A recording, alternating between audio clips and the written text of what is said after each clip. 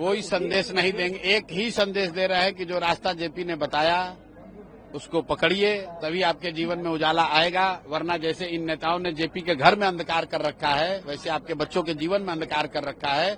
सुधार नहीं होगा जब तक जाति पाति, हिंदू मुस्लिम, मंदिर मस्जिद के नाम पर वोट लोग देते रहेंगे, 5 किलो अनाज के नाम पर वोट अपना बेचते रहेंगे, तब तक सुधार नहीं होगा। सुधार तब होगा जब लोग व्यवस्था परिवर्तन के लिए वोट दें, अपने बच्चों के भविष्य के लिए वोट दें, अपने बच्चों के पढ़ाई रोजगार के लिए वोट दें।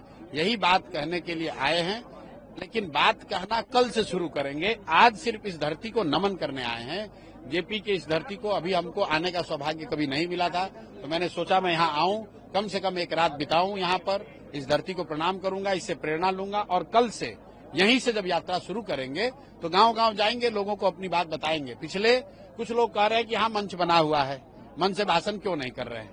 भाई मैं 2 बरस मैंने पदयात्रा की है, 5000 गांव में गए हैं और कहीं पर भी मैंने मंच नहीं लगाया है। मैं मंच से भाषण देना एक अलग बात है। यहाँ पर अपनी आत्म शुद्धि के लिए आए हैं, इस धरती से प्रेरणा लेने आए हैं, इसको प्रणाम करने आए हैं। यहाँ मंच पर खड़े होकर भाषण देने के लिए तो बड़े बड़े नेता आए हैं और आप देख लीजिए इतने भाषण के बाद क्या स्थिति है।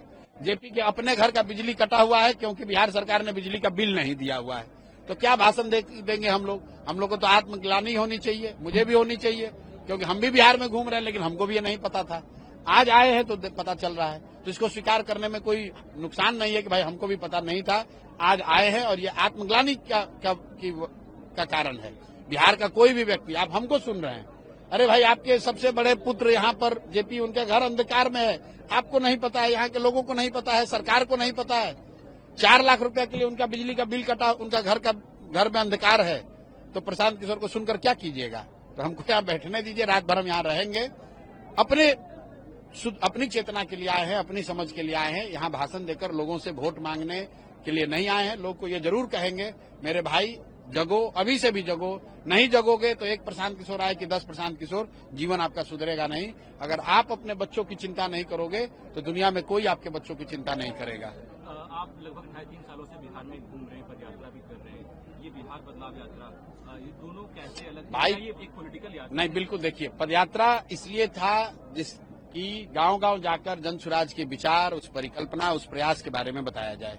पदयात्रा इसलिए था कि गांव-गांव जाकर ये बताया जाए कि जिस विकल्प न होने का रोना आप रो रहे हैं, आप में वो ताकत है, सामान्य जन में ये ताकत है कि वो साथ में आकर एक नया विकल्प बना सकते हैं, एक ऐसा विकल्प बना सकते हैं जिससे कि उनको भाजपा के डर से लालू जी को और लालू के डर से भाजपा नीतीश को वोट न देना पड़े।